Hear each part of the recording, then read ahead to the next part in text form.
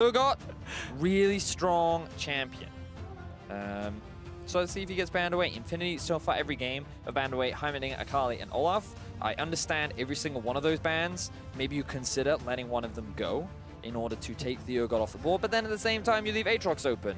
And you don't really want to give one to Aatrox either. So we shall see what will be the priority for G2. Whee! Well, that was a special moment that we all got to share there. As the pick and ban phase continues, Gragas, of course, taken off. They don't want to give that to Solid Snake. I respect it. He was a pretty proactive playmaker. The AP Gragas was pretty terrifying. But what do Infinity take away, Vedius? That I would assume Olaf. It is the prediction god. It's not like they've done it 2 times in a row. All right, do G2 prioritize the Aatrox or the Urgot? Haha! So they're going for the Urgot this time round. Who would have thought? The Urgot rose in priority after last game. G2 will lock it in. Infinity, they're going to take Aatrox, yep. But Alistar. I want... It's going to be Alistar, probably, for Arce. Ooh! Okay, that's new. Well, to be fair, Rakan was banned in both games, and the most played AD carry for Renu is the Xayah. So the question is, do G2 now pick away the Xayah, or do they say we have an answer for it ourselves? Alistar Kai'Sa, committing. Okay. They really love this Kai'Sa pick in the hands of Hjarnar. And to be fair, he has been stepping up over the course of the series. Game 1, a little rough. Game 2, very good from him. We'll see if it just continues to improve through the games. But now, once again, Arce Renu with a comfort bot lane in their hands. Is there another priority pick they'd rather take instead of the Xayah? Nope. It's not looking like it. Because it's immediately going to get banned away by G2, so just get it, lock it in. This is an easy lane to play around the level 6 mark. Something that all casters will often talk about, especially against an Alistar and a Kai'Sa. Just gank that lane. Level 6, gank it. One of the easiest lanes to play around. Now, the Nocturne isn't available, which is usually one of the best pairings for this matchup. I'd like to see Infinity, if they can, grab themselves the Camille. This is Solid Snake's big comfort champion as well. But you would imagine that G2 are going to look to ban both the Camille and maybe even the Skarner away. Force Infinity on maybe more of a tanky jungler, or even put them back on the Xin Zhao, where he couldn't have quite the same impact that he was able to have on the Gragas in Game 1. Yeah, he was just trailing behind Camille, in terms of a lot of those early game plays. Was generally in the right spot a lot of the times, which was just always there a little bit late behind the Camille. Jankos very willing to sacrifice those early camps to keep the pressure up on the map. The Blanc ban coming in from G2. They saw the Syndra ban, they thought, okay, Kotopako looking to first pick that one. We don't want to have to blind pick a Malzahar because there are a lot of things that are really good into it. So instead, we'll just take you away from that champion. Will there be any jungle? Oh, stolen Lissandra. What are they going towards? It's going to be interesting because we have seen the Aurelia banned away in previous pick bans. It's not been banned away yet by G2. Good point. But going up against the Urgot always feels like a little bit of a mixed bag if the G2 does decide to flex into the mid lane. Yeah. Interesting. Curious as to what they're looking to lock in, because like when you ban away Syndra and Lissandra, that to me implies that you have an assassin in mind. And you talked a little bit about Aurelia. I do see a Yasuo game on Kotopako's history. Yeah, that's a Lee Sin ban. Damn. Okay. Lee Sin going over towards Solid Snake. He does like to play early game junglers. I wonder if he goes for the Camille now. And then what will Jankos respond with? That would be the big question. But if you take Skarner, I feel like Jankos straight going Camille this time. Ooh, so Skarner locked in. Is going to be the choice here, and we see a composition for Infinity Esports. You got the comfort picks for the bottom lane. The Skarners look pretty good in the hands of Solid Snake in their finals in the LLN against Dash 9. See if he can have a similar performance here. Talia was the one that I was thinking of, yeah. I think he hasn't brought it out so far this series, but I think it makes a lot more sense against this matchup. And because there's a lot of AP, he can afford to go for the Aurelia mid. I think it's a pretty safe blind pick with a lot of the things that have been banned away. I think it's a flex. I've seen Wonder play it in solo queue. I think they will flex it if there's a bad mid lane matchup and just nullify it with the Urgot. Yeah, I could see them going for a Yasuo here from Kotopako. I have heard that it's a pretty decent matchup into the Aurelia. Okay, they're going to go for the Cassio instead. All right. So Cassio's Miasma is really good at limiting some of the mobility tools that the Aurelia does have, but at the same time, if Aurelia is the one to initiate onto you, she can be really good at dodging out from a lot of the skill shots that you rely on from your Q, so your damage output can be heavily mitigated, especially with the limited escapes that you have on the Cassio as well. Landing that stun from Aurelia is pretty reliable and pretty easy to do, so I'm pretty excited for this matchup. Kotopako, overall, he's been very solid. I feel I liked his Urgot a lot. in the playing stages, he was willing to play a lot of these assassins, and we saw his Aurelia have a huge impact in the EDG game. But now Perks is on the champion, and in game 1, he built up a huge CS lead, but he did end up failing that flash and costing a big team fight. But then in game 2, his Malzahar was also pretty clutch, and he set up a lot of plays with Jankos. So how this mid lane matchup will play out is something that I'll definitely be keeping my eyes on in the early stages of play. I mean, I think we both will. Jankos on Taliyah, this guy ganks usually level 2 as quickly as humanly possible. You're up against a Skarner. Will we just see a bloodbath in the mid lane is a big question. Where does the jungle attention go? We've seen G2, a lot of the stronger individual solo laners. Can they make that amount to a large advantage in the early game? What is Infinity going to do to fight it back here as we get into game 3, as the coaches get back to the room to see what's in store for them on both sides? Do you know what the greatest thing to do when going on a date is? Bring a third wheel. The lovers duo should just have the jungler permanently gank bot. They don't care about their romantic evening. They want to bring friends over, you know, they want to have a group meal. That's what they need to be doing towards the bot side of the map. A third wheel is what I want to see from Solid Snake down towards the bot lane. Perma gank that Zyra Khan, get them ahead, and really enable Renyu and Arcee. Allow Renyu to do what he did in game 1. And of course it is game 3, tied up now. A best of 3 stands in front of both of these teams as the scoreline is 1-1. And luckily Vedius left me no space to talk about his weird third wheel comment. So we don't have to talk about it, but we can talk about the potential for the junglers to do a lot here in the early game. Vedius though, I feel like Skarner, I always think about him like this pretty aggressive, strong early game jungler, but it just doesn't seem like he's gonna be able to match the Taliyah as quickly as she is. So I think with both these junglers, it's easier to think about them in isolation, right? Like, what does Skarner do with the lanes that he's been given? And what Skarner isn't great at is kind of providing a lot of initial setup, because he has to run at his opponents. If he has flash, he can flash in and grab the target with the Predator procced as well, and then you can kind of lock them down, right? That's great. But preferably what he wants is lanes that have that setup already, so that he doesn't have to burn his flash and he can save it for later on into the game. So that's why Zyra and Rakan is a really good setup for him, and that's why he works really well with the duo. Now, if he and Cassio were to meet up against the Aurelia and the Taliyah, their early game damage would just straight up outmatch the duo of Infinity. So in terms of following the Skarner, that's the kind of thing that I want to be seeing from Jankos. I don't think he needs to force a lot of plays in the early game.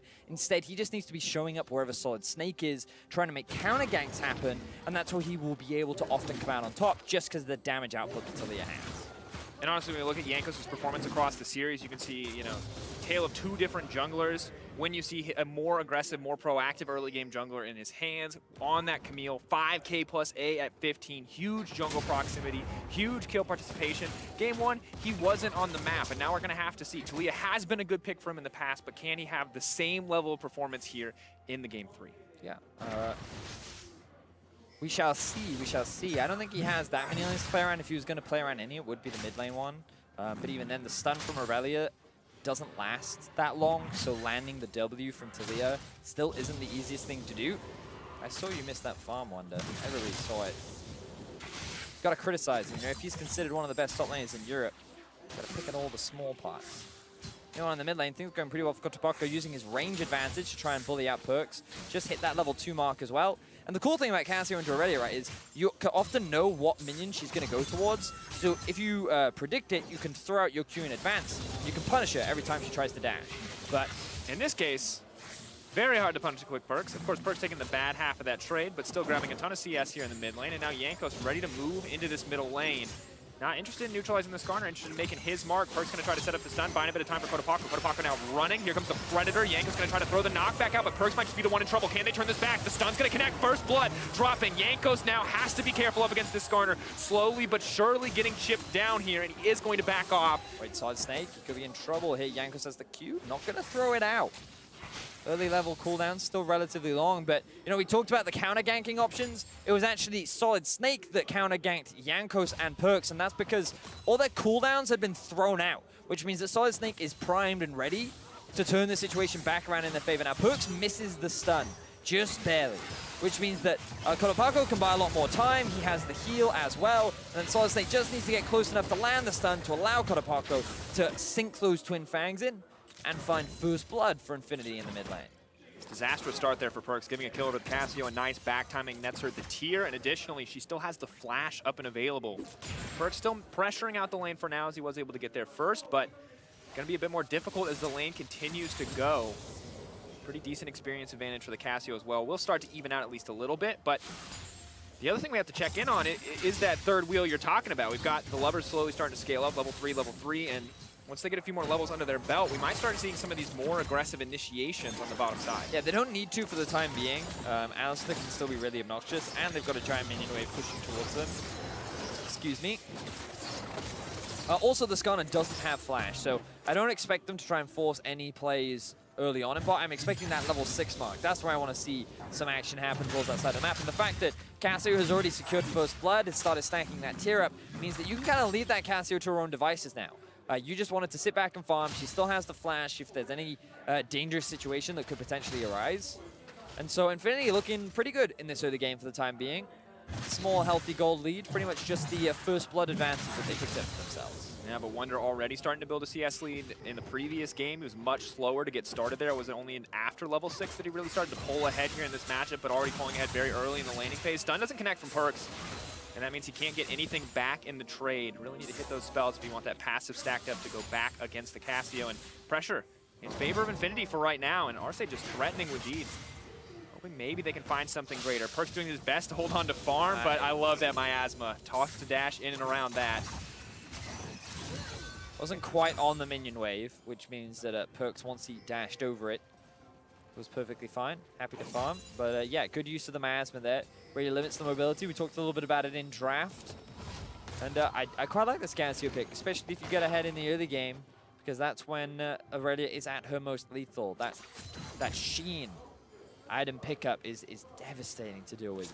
Really does offer a lot of additional damage during the laning phase. Huge burst of damage, indeed. But for now, the farming continues. And for Infinity, they're feeling pretty comfortable.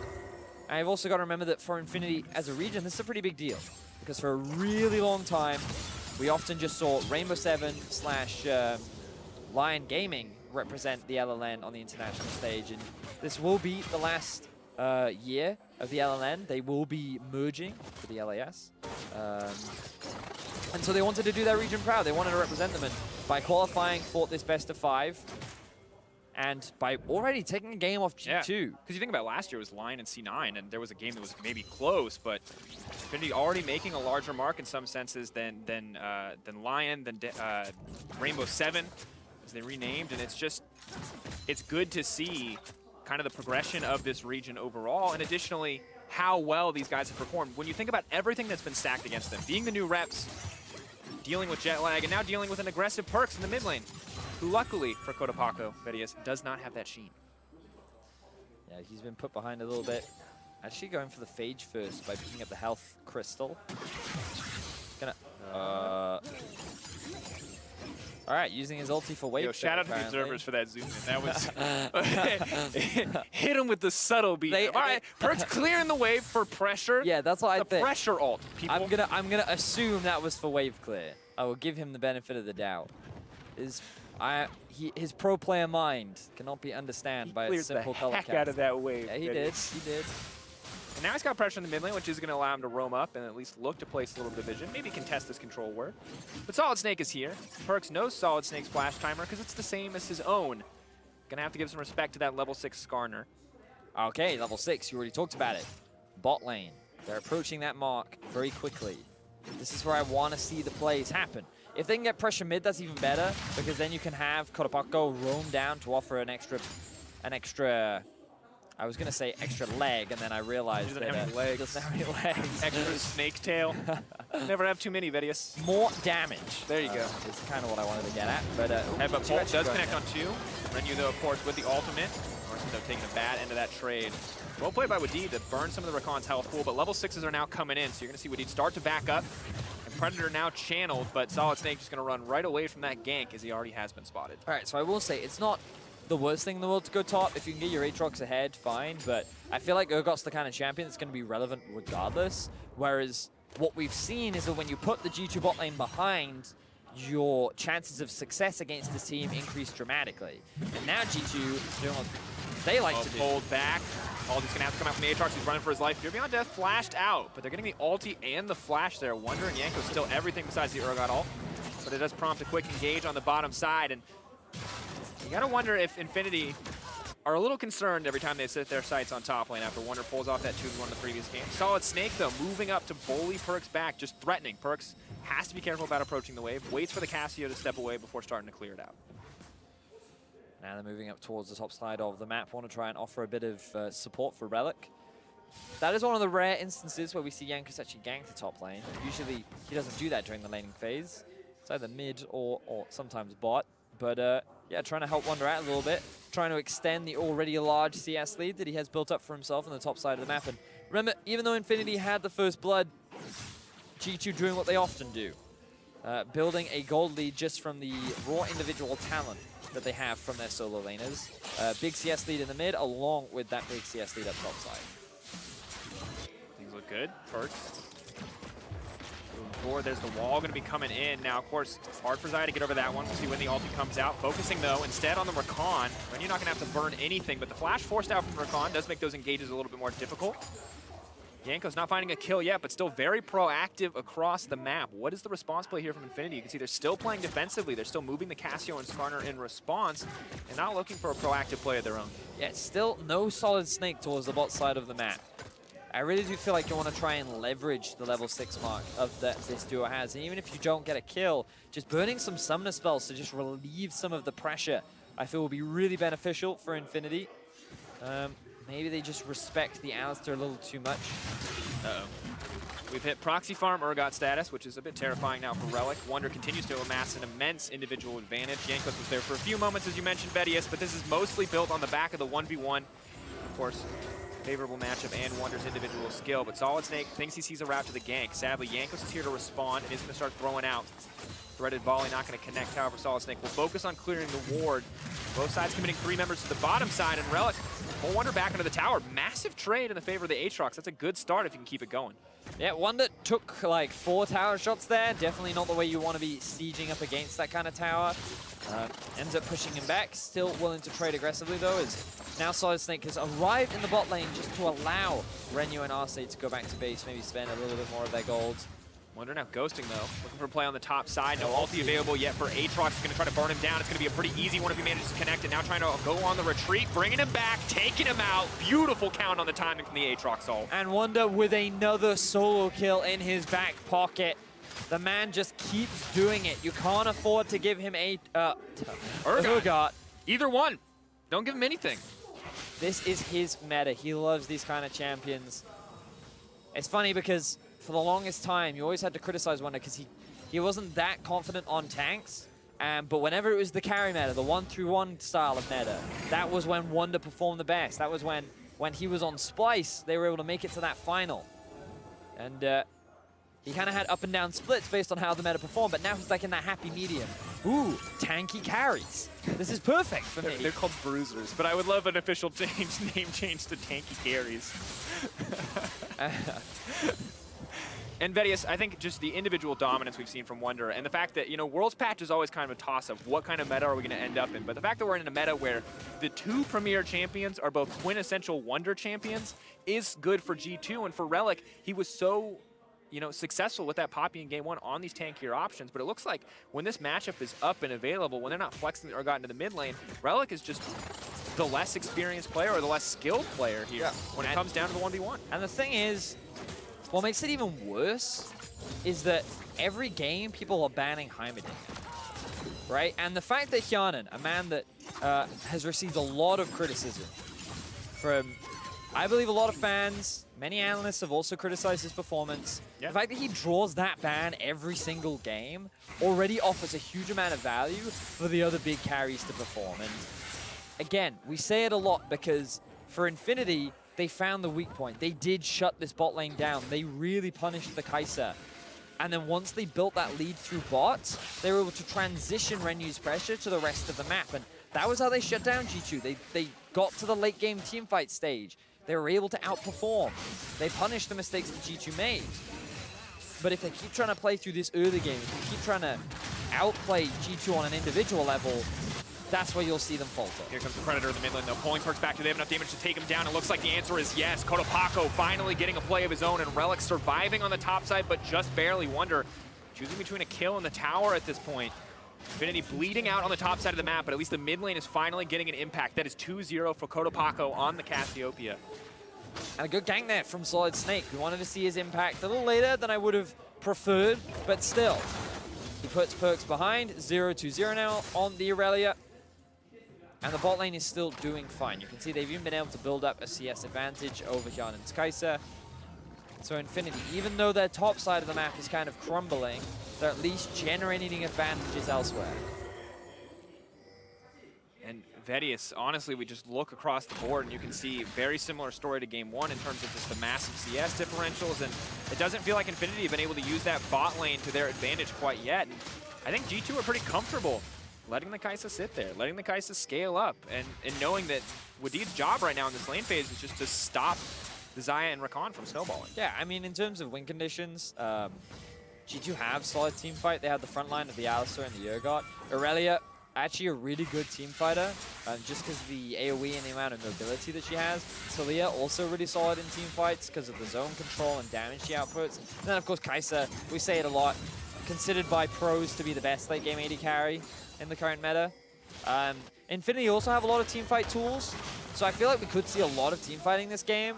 And the fact that the game is still very even means that... Vedius, you're going to have to hold that talk. Keep becoming bot lane. Kotopako looking for the play. He manages to stun two. Is there any follow-up? Wadid is locked at the Cassio, and now Solid Snake is moving forward, trying to body block. There's the engage. Once again, Chain CCing down the Aurelia, but Wonder is here, and he's ready to go. Solid Snake's already dead. Relic on the backside, moving right into that pinch. They do not want to fight there. They're both sides are backing it off. It's just the 1-for-1, but so much committed from both sides. Really good ultimate from Kotopako to buy time for the teleport to come through from Relic.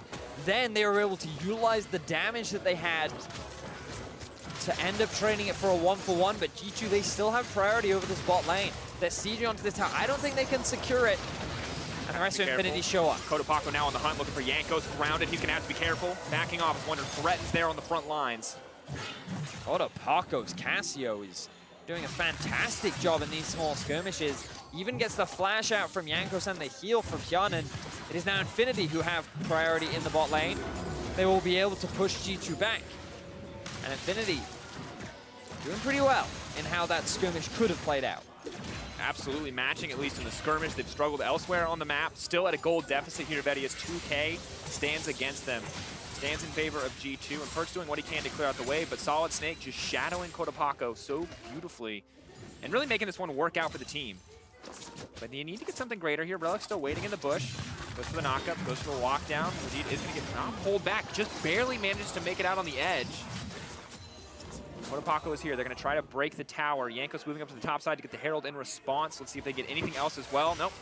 Infinity settling for a tower in response. Yeah. I like this a lot because Relic knew that there was a slow push in the top lane, so there was nothing he could really do with his time outside of just watch minions die.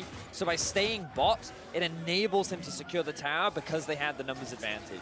So here you can see the flanking TV coming from Wonder, but a really good two-man stun from Kotopako just buys time. Now, admittedly, the jungler Solid Snake goes in, and it makes it very easy for Jankos to just melt through him. And if he hadn't overcommitted there, this could have just been either both teams immediately disengaging, or maybe even Infinity picking up a solo kill. But because he just walked into the face of Jankos, Jankos just maximizing the combo of the Talia, secures a 1-for-1.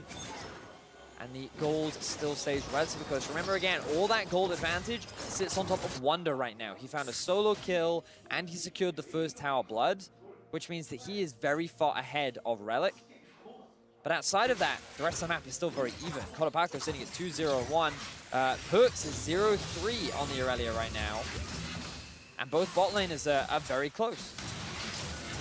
Difficult spot to be in, but G2 still flexing, moving through that mid lane, making their way down to the bottom side of the map to keep up the pressure. The tower is oh so low, and they've already spotted the Infinity bottom lane on the top side. They may just try to trade a tower back, but this one going to go down in the favor of G2. Infinity not grabbing anything exchange, and Jankos still has the Herald. So the last couple plays, Infinity doing well to match, but definitely not coming out on top, and Perks being 0-3 is really the only thing going right now for Infinity, shutting down that Aurelia in the mid lane. pressure being built up for G2 in the mid. They summon up the Rift Herald. Solid Snake looking for something. His flash is up. Predator has been popped. He's not going to find anything as the mid tower goes down. G2 look to continue to extend their gold lead, and still a very close game. Remember, we say it a lot. I'm going to keep saying it. G2 are best when they find a big early game lead. They don't have that. Wonder has an early game lead, but G2 as a team do not have the same kind of advantage that they had in game 2. Remember, Jankos was ganking all over the map. He had like 6 kills by the time we were at this point in the game. And G2 were just kind of dominating all 3 lanes. This time, it's still relatively even. The bot lane even has a slight advantage. And that's why we kind of turn to the team fights. We talk about win conditions for both comps. In terms of the 5v5, both are pretty strong. And it will come a lot down to execution. And that could be, the deciding factor could be between the top laners. Wonder versus Relic. Can Relic get onto the back line versus what is Wonder capable of doing? We're yet to wait and see. All I know is I feel like that this game will be decided by a big 5v5. Vedius. I'm just ready for it. I love watching these late game team fights unfold to figure out who can get the better execution. For Ase and Renyu, getting a lot of these comfort picks, getting the Xayah Rakan in their hands. A lot of potential to make a play here, but the Predator now coming out. Perkz can try to buy a bit of time with the stun, the flash forward. Going to pull him in, going to chain the CC together with Rakan leaping in, and goodbye to Perkz. That's going to be that 0-4 scoreline. Infinity just picking him off over and over again, but it's a response in the mid lane. Kotopako burning ult on nothing. May free up G2 to play more aggressively here in mid. Dead again, though.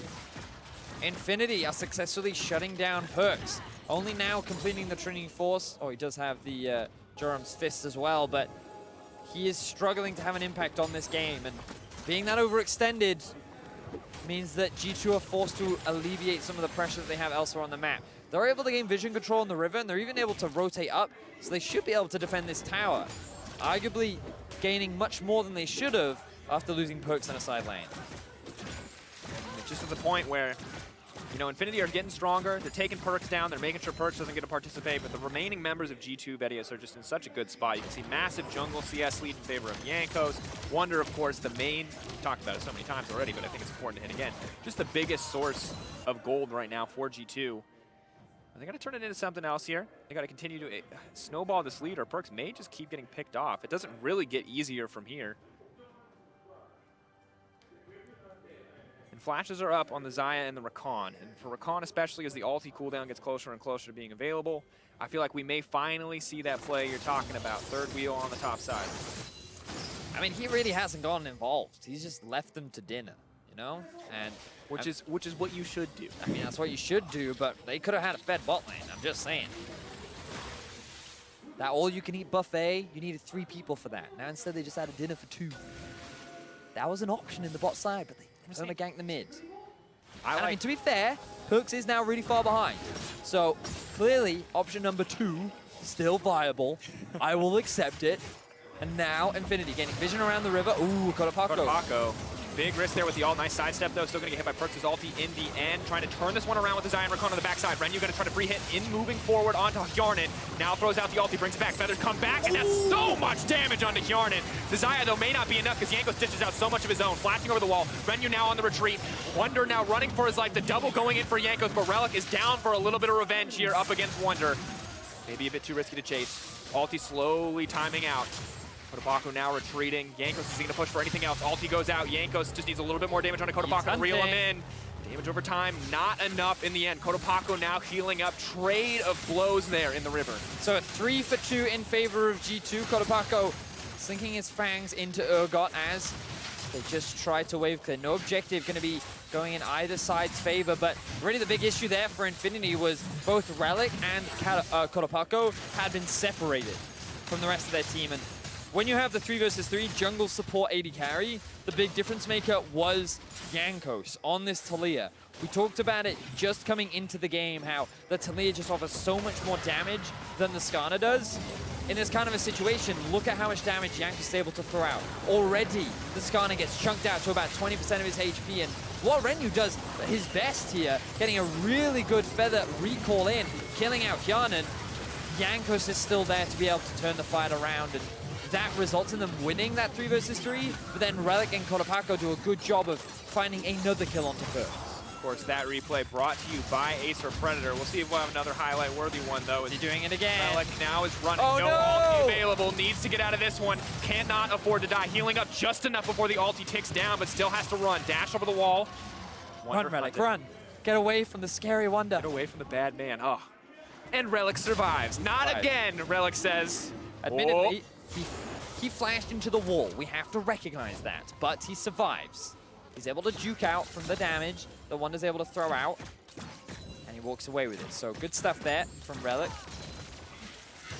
But G2 still control the vast majority of the map. If we just kind of look around the topside vision, you can see that there is so much control around that Baron area. Control wood in the tri-bush, control wood in the pit.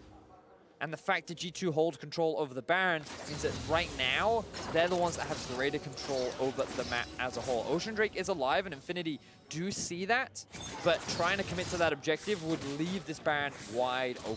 And now they're trying to clear out a little bit of vision. But Vedius, what are we looking at? Are either of these teams really going to try for Baron at this point in the game? Oh no. But just controlling it is the most important aspect of this. You've got to remember that with a Cassio, your Baron taking speed is very fast, especially with the Xayah there as well. The Skarner on a Spire is going to be very scary. But the thing is, when you have control of a Baron, it means that you can force more plays, right? Because if you start it... Ooh, bit of a trade. Parker does get stunned up, though. Perk's taking so much damage in exchange. But yeah, so, ooh, okay, no. Dive happening up top. Wall coming out. Kotopaku has the ultimate available, burning out. Get a little more damage down on the Yankos. The minions blocking a lot of what's coming out, but Kotopaku needs to play safety. That's one kill going down. Perk's now in trouble. The rest of the team on the hunt for the remaining members of G2. Pulled back and locked up. Perk's trying to dash his way around, but it's not going to happen. Vedius, what was that you just said? Cassio shredding through Baron. Could we see it? Yes, we could. 5 members of Infinity are alive. They're not actually going towards the Baron. They're going to clear out mid first. Now they can make their way straight towards this objective. Wonder is still alive. He has teleport. Hjarnan is up and available too, but Infinity in full control over this objective. So much criticism has been levied against Hjarnan, but now as he moves in, if he can contest this objective, hitting Kotopaku is a big start. Does he just leap in to try to stop this from happening? Doesn't want to pull the trigger quite yet. 3 members moving. Kotopaku getting lower and lower, but 5K and dropping. Can anyone stop this? 2K going down further and further. Wonder trying to get it started, but the Baron has already dropped in favor of Infinity. Now they're trying to find the fight when Hjarnan untouched on the backside. Aatrox going to go into the passive, and Wonder running for his life, but Renyu still alive and well. Kotopaku is out of mana, but I don't even know if they need him. Infinity are on the hunt. Wonder needs to find a flank to the backside, but he simply cannot. He may give his life as well. Taking out Solid Snake is Hjarnan, continuing to cut through. Hjarnan is going off in the fight. They simply cannot kill it. Kaisa, triple coming through for G2 to turn it back. And G2 end up finding 4 kills as Infinity are not able to stop the onslaught of Hjarnan and Wonder. Such a big turnaround fight. Perks and Yanko should be so grateful to the carries on their team because what was a big misplay is now a big win for G2. Kotopaku now trying to turn it all around, but it does not matter. Goes golden, but he's already burning down. He dies right there. Shut down for G2 and disaster averted. Hjarnan with no mana. But only Rakan stands in front of G2 as they push up the mid lane. They're gonna break the inhibitor line right here. Oh man, G2, that was a big mistake. And if it weren't for Wonder, Hjarnan and Wadid, this game could have been so different. But they were able to make the outplay. They were able to win the team fight. And now all 5 members lose the Baron. Just look at Wonder here. He rips through RC. And this is where the AoE fear starts. So now Hjarnan is just free to deal so much damage. He puts Relic in his passive very early on. And then look, he's even able to get onto Renyu as well. Solid Snake forced to flash. But then Infinity split apart, and Renyu, he can only hit onto Wadid. The fact that he's not dealing with the damage dealers means that he isn't able to win the fight for his team. And he does his best, he does what he can, but it is Hjarnan that comes out on top. And I really want to emphasize, that was a clear mid-game mistake that we often see from G2. Perks and Yankos trying to set up that collapse up towards the top side, dying, and then giving away a Baron. If it wasn't for Wonder and Hjarnan coming up huge, and of course we did, of course. Don't forget the support, Mr. Man. Yeah, you can't forget the support. That would have been disaster. Now, Infinity looking for a play. Pulling back Wonder, how much damage can they actually lay down? The knock, he's not gonna be able to dash out of that one. Clean pick off. Now moving for a little bit more. No Baron buff backing them up, sadly. They We'll just break this tower. Good pick getting off from Infinity. They're starting to play at their own pace. But Jankos with so much wave clear. No Baron empowering those minions. It's pretty easy for him to just cut them down. Relic on the front line, though, looking to take out Jankos. Incredibly vulnerable. With D trying to buy a little bit more time, Perkz is going to start dashing and ducking his way through the back line, leaping in and out, proccing the ult from Relic. Now going into reservation mode. They have to be careful, though. Approaching Kotopak away as the ulti up could be disastrous. It's a slow, steady siege. Both these teams continuing to battle it out. 20 seconds to Wonder. He has the TP. There's vision where he can flank from if he gets the opportunity. But the tier 2 will drop. Infinity back off after that. Yeah, the wave clear isn't that strong from G2. And Perkz is pretty far behind.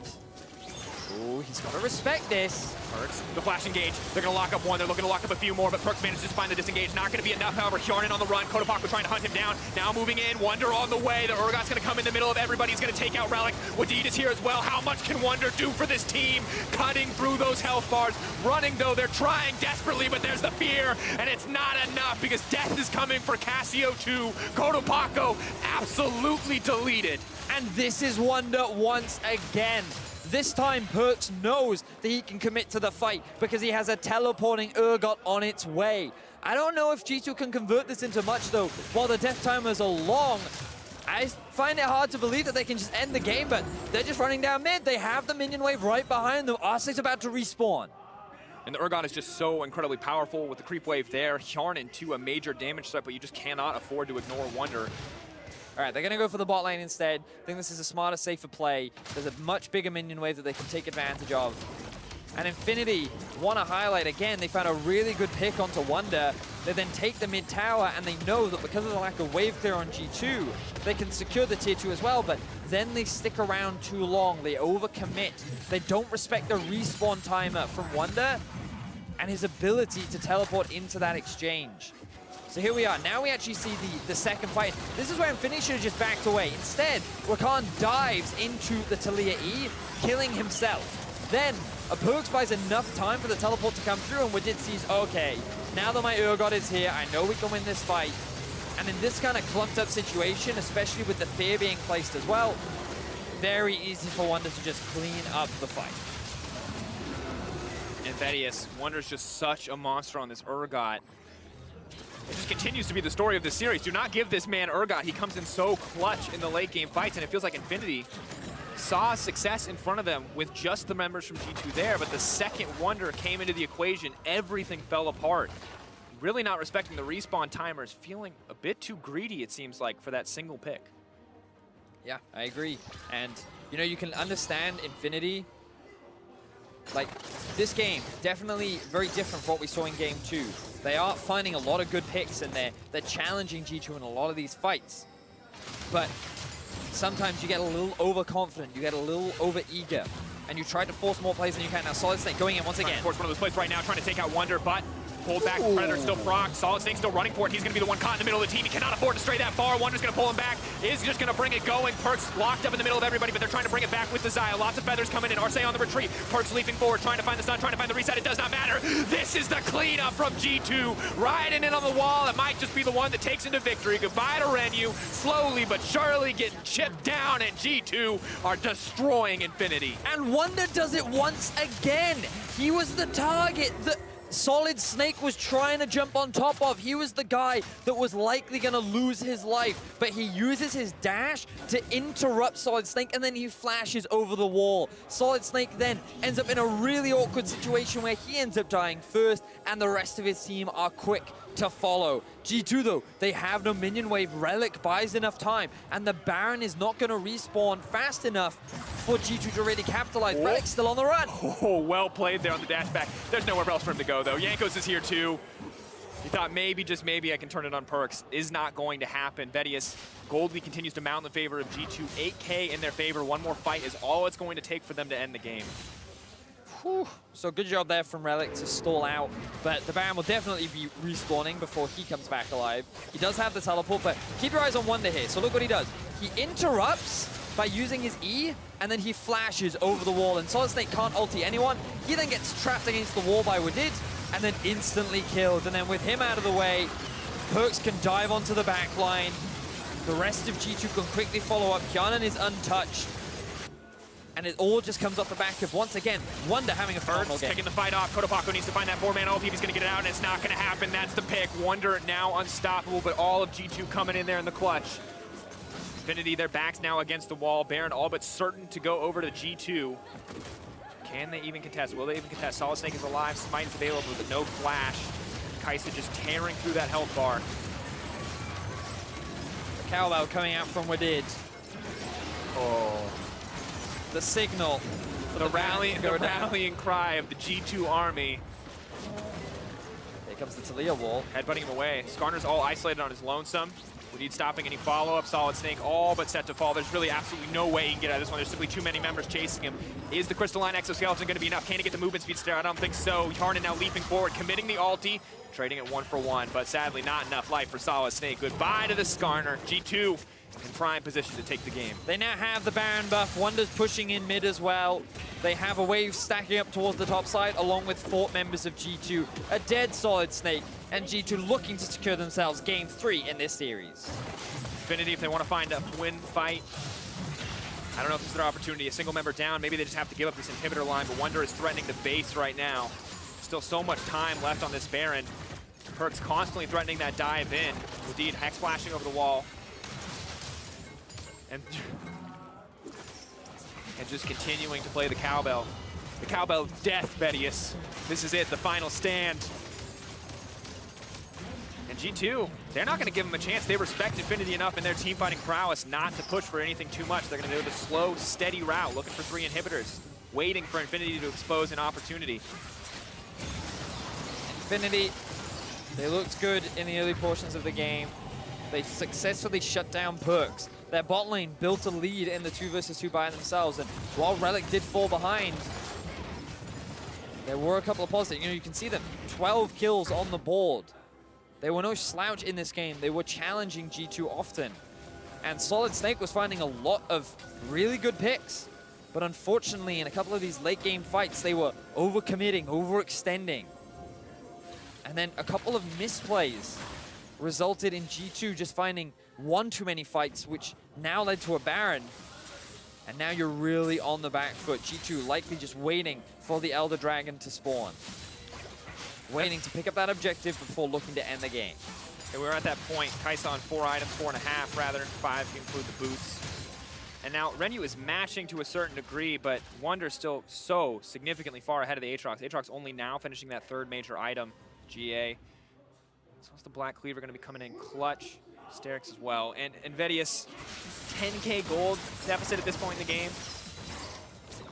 Maybe it's 50, 60 minutes you can survive that, but they're simply not far enough in the game for that not to be significant, and Wonder always going to be a threat. So Baron still has a minute left on it. They've pushed the bot lane out while Infinity just do what they can to maintain these minion waves that are walking towards them, but they also want to have some semblance of vision as Infinity looking. Predator Proc. Solid Snake maybe hunting, looking for an opportunity. Last time he tunneled too far, gave up too much, got picked off. This time, slowing down Indeed, just threatening. Righteous Glory burned as well, though. A lot of those item actives already being used, and Perkz just continues to push up the mid lane. Exactly. G2, they're just waiting. They know they have minion waves all across the board, and then the moment Infinity go to clear them out, that's when G2 kick off the Elder Dragon. So playing this patiently, recognizing the pressure they have on the map, G2 not being too over-eager, will secure the objective, and will now group up towards the bot side of the map and make their way towards the final inhibitor of Infinity. I mean, the second inhibitor of Infinity. There you go. Inhibitor timer's coming up, a lot of time until those are going to be back and available. 90 extra true damage on the side of G2. It's going to be enough, however. Fight coming. Last bastion of defense here for Infinity. For G2, slow and steady is the name of the game. For Infinity, they need one explosive fight where they can turn this back in their favor. So hard now for Solid Snake to approach. Perkz is focusing on the mid lane, but they see they have an advantage. Perkz now could get in on the flank, but he's focusing on the inhibitor. Wonder using the Gargoyle Stone Plate. Arce doing what he can to stop the fight from going any further, but they haven't even killed the Urgot. G2 simply too far ahead. Perkz keeping the fight going. Kotopaco all but burned down now, and G2 are just running it into the base of Infinity. Perkz, though, does get shut down. Jankos retreating there, using the wall to buy a bit more time, but it looks like 3 inhibitors is the name of the game for G2, giving up a member in exchange. Yeah, Infinity actually end up winning out on that fight, and G2 are the ones forced to retreat. For now, Infinity hold on to this game. But at what cost? The rest of their base is still falling apart. The Elder Dragon still in the hands of G2. Perkz, he did overcommit this time around. He was a little too deep for the rest of his team that couldn't offer that support. And G2 making the most out of their Baron buff. Yeah, 4K up, and obviously the gold lead is just massive. If it weren't for that last fight, I'd say nigh insurmountable, but G2 still trading objectives, 4 kills, giving up the life of Perkz. We take a look at this one more time and just Wonder's so tanky. Yes, so tanky. He's not only tanking the tower, but he's also tanking 4 enemy members. RC does a good job of like locking down the backline, and then Perkz tries to get the kill onto the carry, but just not quite enough damage to secure the kill onto Kotopaku. And if this had been a 1-for-1, maybe it would have been a little bit easier for G2 to keep the push going, but with Cassio rezzing back up and getting all the health back, there was no way in which G2 could continue to pressure. So now they're going to be waiting for the Baron to respawn. Inhibitors are going to come back up. Infinity will do what they can to stall. Wait for that one clutch fight that can help them win the game. At this point in the game, in fact, those death times will be pretty long. So one good fight is all they need. Relic going to look for the flank. Can he find anything else? Stun already now used. They're going to pull Wonder back to the middle of the team, but I don't know if that's where you want that Urgot. They're trying to chain him down. They're trying to cut through him. There's the revive coming in from the Aatrox. Wonder deleted before the fight even starts. Perkz throwing out the ultimate. Can he bring it back? Can he turn this fight in their favor? A lot of cooldowns burned on the side of Infinity. Kjarnan still alive and well, still the massive threat in this fight. They can't afford to get distracted by Perkz. G2 just waiting for the minions to do what they can. Here comes the Talia wall to just separate Infinity. Breaking up the team. Stun not going to connect. Flawless Duet will not find a target, but a lot of damage going down on the Renu. The AP Kai'Sa build coming in clutch thus far. And 3 inhibitors still going to drop, even on the back of a pick-off in favor of Infinity. And Infinity continue to stall. It was a really nice flank there from Relic. He drew the engage tools from Wadid, which meant that he didn't have them to then save their top laner Wonder. He got dragged into all 4 members. They very quickly chain CC him down. He even tries to flash out of that situation, but it's not enough. And Infinity showcasing that their late game team fighting is definitely one that you have to respect. Renu now moving forward, ready to test the Baron, but he doesn't see the flank coming. He doesn't see G2 on the backside. He sees him now, but it might be too little too late. Renu going to run down and try to find a way out of this one. Kotopaku wants to find this flank, but Renu's already so incredibly low. Wonder into Arce into the backline, but he's only able to hit Relic thus far. GA already burned. Renu immediately going to use the ultimate, but Wonder is ready to go over that wall if he has to. The fight slowly but surely being lost on the side of Infinity. G2 pushing in, looking for a little bit more. Now Relic is going to activate the ultimate, but it could be too little too late. G2 happily playing the fight slow. They know all it's going to take for them to end this game is this Baron buff. Yeah, because remember, they secured 3 inhibitors just moments ago, which means that there is still so much pressure in the enemy base. Infinity, with their jungler gone, will not be able to steal this objective away, and Baron secure, G2 secure another Baron. Infinity,